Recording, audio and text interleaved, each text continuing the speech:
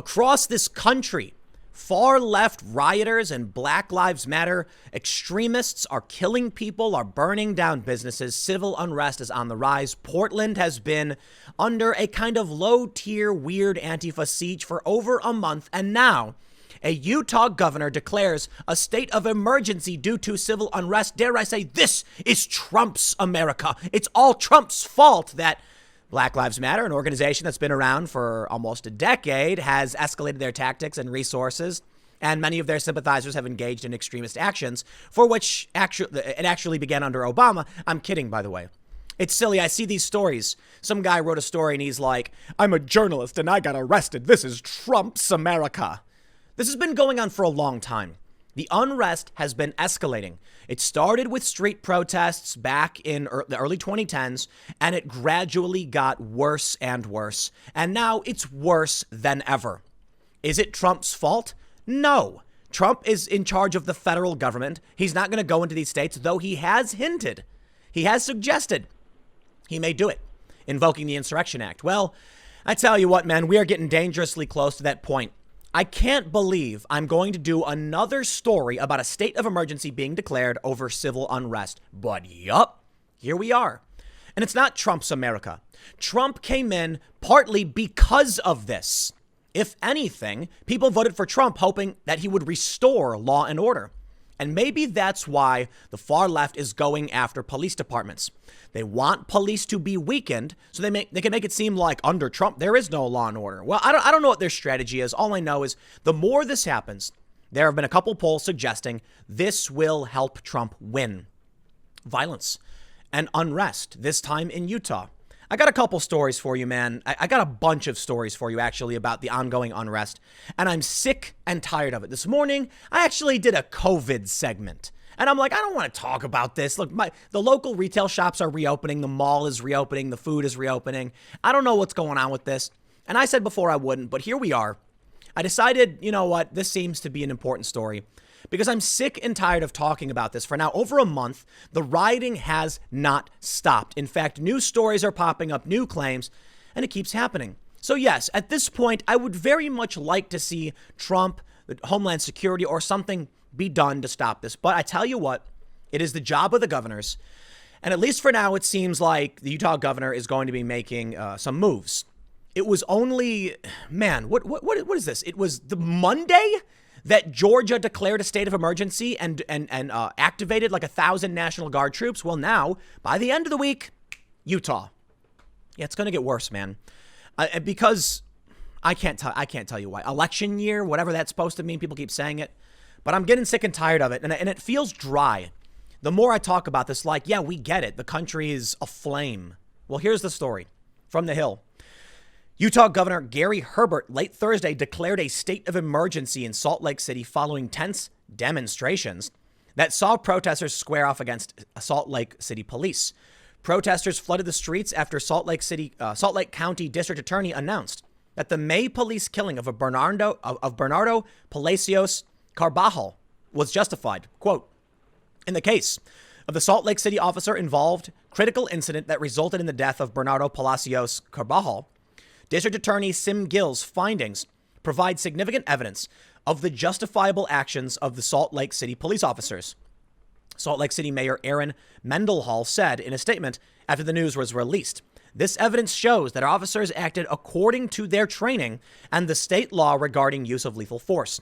She added, I know that for some, today's decision does not feel like justice. It has become increasingly apparent in our city and across the nation that there is a difference between what so many feel is morally correct and what is considered appropriate and justified under the law. I don't care about what you think is morally correct. I care about what is fair and equal. And we have rules beyond a reasonable doubt.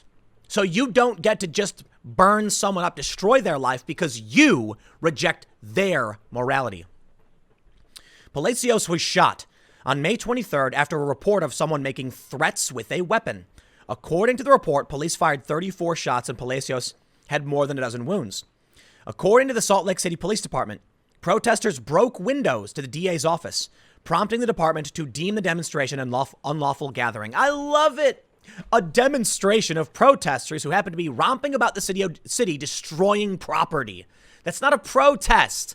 A protest is when a bunch of, people show up and wave little American flags and make demands. A protest is when a bunch of hippies link their arms together and stand in the road. Civil disobedience, for which sometimes they get arrested. Usually the cops will detain them and then release them after an hour or so just to get them out of the road. That's a protest. A protest is when you show up in front of a building and you hold up a sign saying, I demand this or that. Make changes to this. No, it is a riot when you go around smashing windows and then they declare a state of emergency. These are not protesters demonstrating. These are rioters vandalizing. Please just get it right. I'm talking about the basic definitions. The Hill, I love you, but you guys, like many other news outlets, are so scared to just use literal definitions. Calm down. But we don't want to look biased. They're smashing out windows. They're rioting, dude. St. Louis police said a group of protesters have started marching. Be aware we don't know where they're going, where they may march. Please avoid the downtown area tonight. They say due to protesters breaking windows to the DA's building, SLCPD will announce the demonstration is an unlawful gathering. Police will now disperse the group. Police said the demonstrators then made their way down 500, disrupting traffic in the city's downtown area. Protesters reportedly used pepper spray on officers, and one officer was taken to a local area hospital. The demonstration resulted in the arrest of 2 protesters, the department said. You mean the riot did? They're attacking cops, man. You know what? Weak language. Call it like it is. If a group of people pepper spray police and smash windows, just call it like it is. I'm so sick of talking about this. I got to be honest. Some people say, Tim, you are too pessimistic. Okay, well, listen. I have told you what I think. We need hard Section 230 reform to protect free speech and restore the balance of political discourse.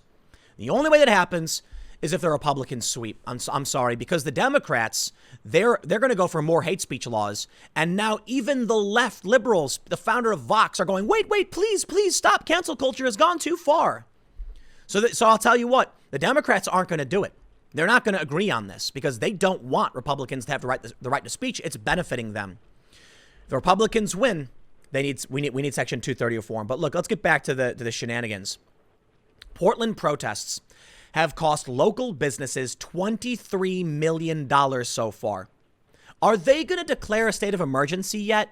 Maybe they did. I have no idea. Portland is just in chaos. Call in the National Guard, man. This is pathetic leadership. Does Portland even have a government at this point? Is there anyone in charge of anything? Because the U.S. Marshals are apparently out. The unrest has not stopped. I'm sorry. At a police briefing, Deputy Chief Chris Davis said the intensity of the violence by an agitator corps and the length of protests, they're not protests, that are now in their 6th week are unprecedented in Oregon's largest city. Davis made sharp distinctions between Black Lives Matter protesters, whom he said were not violent, and a smaller group of people he repeatedly called agitators. Oh, shut up. You know what? I'm just tired of it. They use Black Lives Matter as a shield and a front.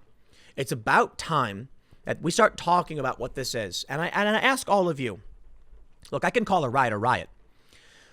But when we're dealing with now, 40 plus days of people firing explosives and trying to torch government buildings and the police fighting with them, is this a riot? A sustained riot for 40 days for political reasons against the established government? I'm sorry.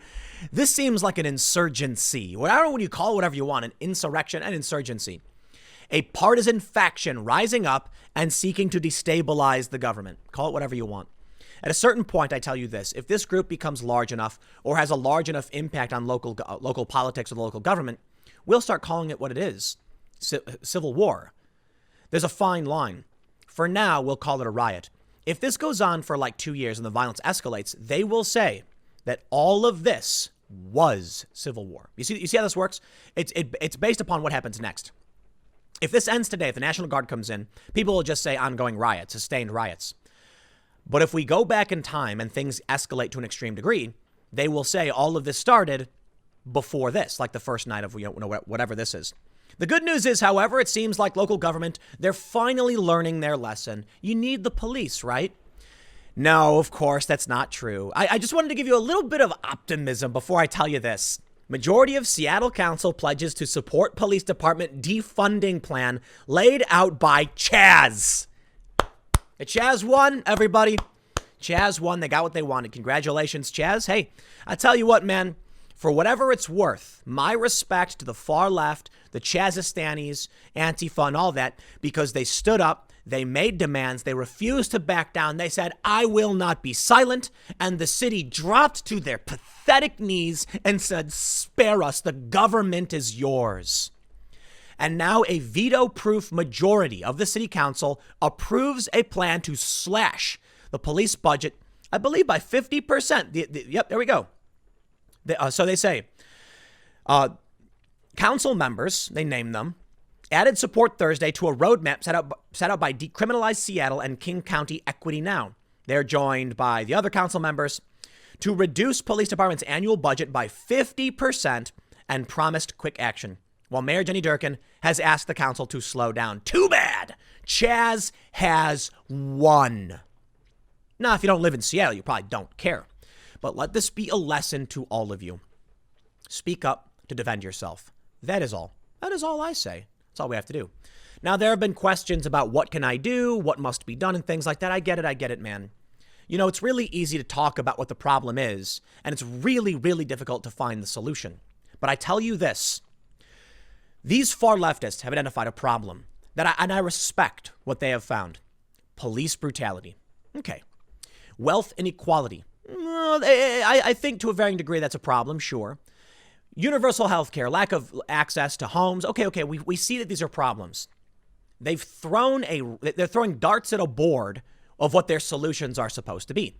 And the problem is their solutions are nonsensical. The solution to police brutality is not slashing the police budget by 50%. That would just result in more crime spiking in these jurisdictions, which it is. Now, I certainly think many of these far leftists are lying and exploiting the circumstance, but I can point to the problem. Here's a problem. They're proposing, slashing a budget by 50%. It's a problem because crime is going to go up. It's a problem that these people occupied this space, that they set up their autonomous zone. The solutions are much more difficult, to be honest. Now, here's the reality. I may not have solutions for you, but neither do they. The only difference is that they're screaming at the top of their lungs and throwing bricks. And so the city goes, you can have whatever you want. It's bad parenting. It's bad leadership. It reminds me of I can't remember what show it was, but maybe Simpsons, where the mom is talking and then her son goes, shut up, mom. And she goes, oh, okay. And she shuts up. I can't remember what show it was, but it's like, you're in charge of this government. The same thing is true for these schools. Hold on. Let me ask you a question. Which generation is in charge of these? Is it Gen X or is it the boomers? I think it's Gen X. You know what, man? we just have like a downward spiral among our generations, right? You had the greatest generation. These people went to war, had a bunch of babies, had the baby boomers. Baby boomers started getting into all that hippie business. Gen Xers came about. The people who are in charge right now are so desperate to avoid conflict and to be the cool parents that they won't tell the kids to shut up. I wonder if that's the difference. I wonder if the real divide here in terms of culture war, because everybody's got their idea. Everyone's like, it's authoritarian versus libertarian. It's postmodernism versus, objective worldview, objective truth. Maybe it's just my parents disciplined me versus your parents didn't. Because what is all this? A temper tantrum. Interestingly, conservatives tend not to have them. I wonder if it's because they had stern, parental figures, a strong and loving mom who made sure the children were safe by giving them direction, and a responsible and stoic father who taught them how to be strong in the face of adversity or danger. And so they grew up and they realized nothing is given. It must be earned. And they worked hard for it. I don't know if that's what defines what a conservative is or a liberal, but it seems like what we're seeing here is a temper tantrum. And these local governments just say, fine, we'll give you whatever you want. And now they're going to be slashing the Seattle budget by 50%. 7 of 9 council members are on board. And they say that 6 votes are veto proof. So there you go. They're going to slash the budget of the Seattle police. That's what the Chaz demanded. They set up the autonomous zone. They said 50% reduction. And now the city council said, you got it. You also have one of these city council members who led protesters to the house of the mayor. God, man, I love it. So what can you do as all this goes down? I got to be honest. I do not have all the answers. I am but a humble internet complainer person, I guess. Milquetoast fence sitter.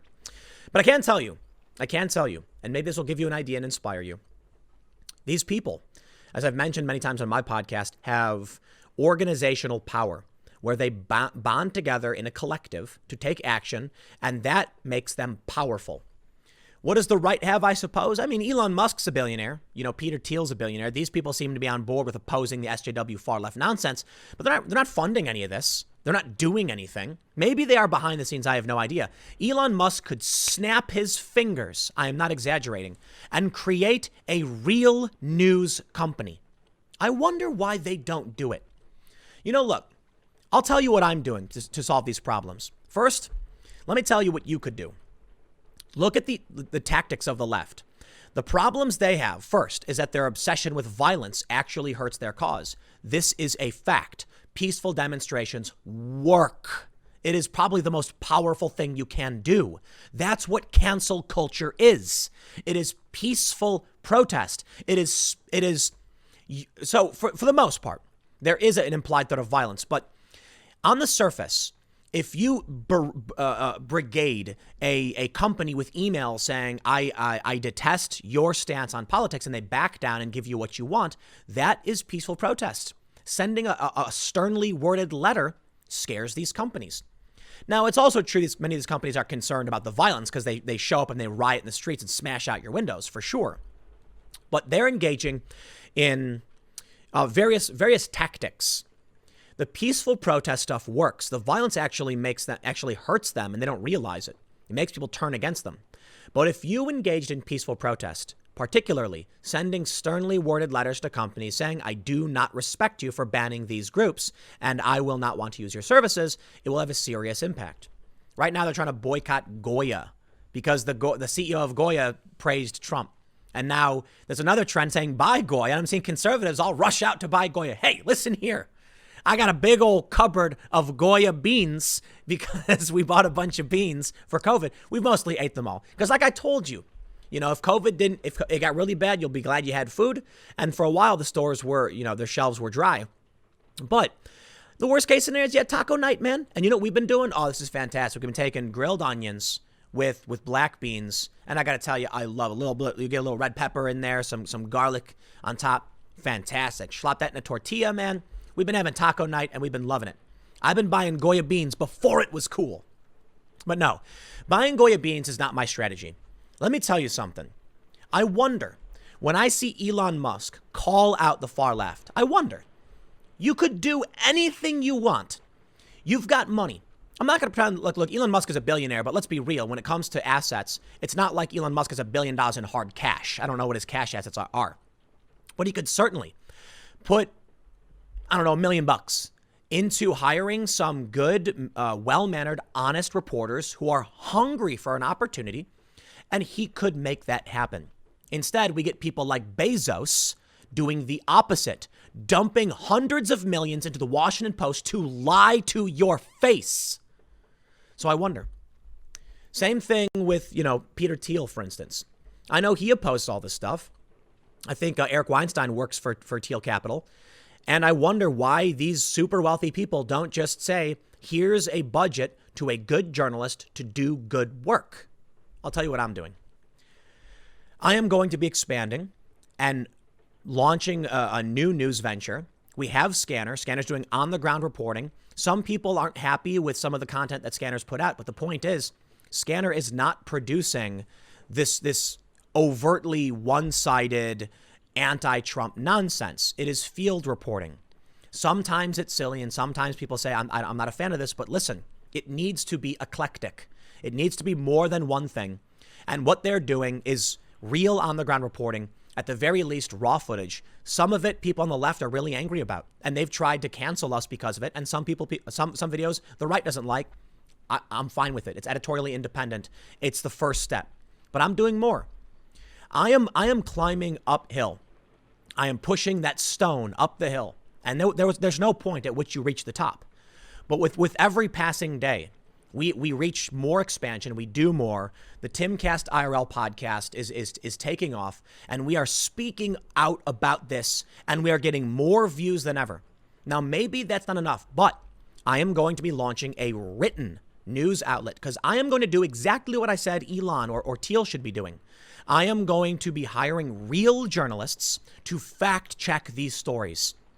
Every day when I see these stories, I have to look at like 5 or 6 different stories and videos around them to make sure they're accurate. And often they're not. And then people get angry. So I am going to be putting my money where my mouth is. We are going to have a staff that will fact check all of these big breaking stories. That's what I want to do. I wonder what these other billionaires will do. Now, listen, there are rich people who fund conservative outlets, and that's not the solution. It's not.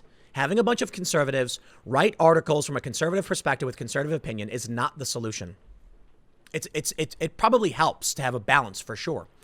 But what we need is actual fact checking, combining these different outlets. So it's a start, right? That's what I'm going to do. If I had a fraction of the money that someone like Elon or Thiel or many other people had, I could do so much more in time. For now, I'm going to do what I can. In the coming months, we're expanding. One of the first things we're doing is shoring up, our defenses for the Timcast network. And then I'm going to be launching a fact-checking outlet. I've been talking about this for some time, and there's been a lot of work, and we're going to do a rating agency. We're going to fact-check other outlets, and we're going to produce news content with journalists. And we're going to be doing a multi-layered approach to how we fact-check stories. A story comes out. The Seattle City Council says 50%, slash or whatever. We're going to compare this to other outlets reporting. We're going to reach out for comment, and we're going to fact-check the other news outlets themselves. And we're going to include those citations. It is going to be very comprehensive. We have a long ways to go to do it. This, I believe, is the best thing I can do to help solve the problems we are seeing. As for you, you only need to speak up and push back against this. I'm not telling you to go out and put on a red MAGA hat and wave Trump flags all over the place. If that's what you want to do, fine, go ahead and do it. I'm just saying, for the average person, not everybody's a Trump supporter. Not everybody's happy with what Trump has to say. I think Trump has character issues and tact problems, though I do like some of the things he's doing pertaining to law enforcement and the statutes. I'm just saying this. If you work for a pizza restaurant and they come in and say, we want to put up a big sign that says, this thing about diversity, inclusion with all these symbols and politics, simply say, I am concerned that this will put me at risk because people will assume I share in your political message. If this makes people angry or violent, I would not want to be involved. I humbly ask, we do not, as a pizza restaurant, make a political statement. That's fair. That's all you got to say. And they might say, no, we're going to do it. And you know what? For those of you that are bold and brave enough, you can say, then I will quit because I'm not going to put myself at risk so you can espouse your message from a pizza shop. Maybe you work at a sock factory, a cracker factory. Maybe you work for a graphic design shop. There's no reason to be engaging in politics. Leave that to the activist organizations. But everybody's doing it. All you got to say is, I am not comfortable working for a place that would put out a statement like this. It will put me at risk. And that's enough. Look, what you got to understand about this. People are concerned that if they step up and they say something about supporting Trump, they'll get fired. Yeah, maybe. But telling people you don't want to be involved in politics is the first step. Look, man, we all have our beliefs. I respect your right to your opinion. I respect the struggles and the fights for what you're saying. I just don't want my name on this because it scares me. And then they'll have to make that choice. And then if you're bold and brave, you can say, okay, I understand you still plan to move forward. If you do this, I will quit because I'm scared. I do not want to be put at risk. Think about the factional violence that has occurred. Do you really want your name on a political message you don't stand by? How would you feel if someone walked up to your car and slapped a Trump sticker on the back of it? Some people might already have that if you're a Trump supporter. If you're a leftist, you'd be like, no way. I don't want that. Well, there you go. Why would anyone tolerate this? What if someone put a Soviet sticker on your car or a white supremacist symbol on your car? You'd be upset. I do not stand by these symbols. Then why would anyone at their job stand by these symbols? All you got to do is speak up for now. But I'll tell you what. Until then, the civil unrest is here. And I think what we desperately need is Section 230 reform. I believe that is the first step. Then, as I've stated several times, I defer to Will Chamberlain over at Human Events, who has proposed, legislation making social media access a human right. But I defer to him. He's a lawyer. So anyway, I'll leave it there. Hopefully, man, things stabilize. Hopefully the state of emergency is good enough. But I guess November is around the corner, and we'll see if this stuff actually has an impact. Next segment's coming up at 4 p.m. over at timcast.net, and I will see you all then.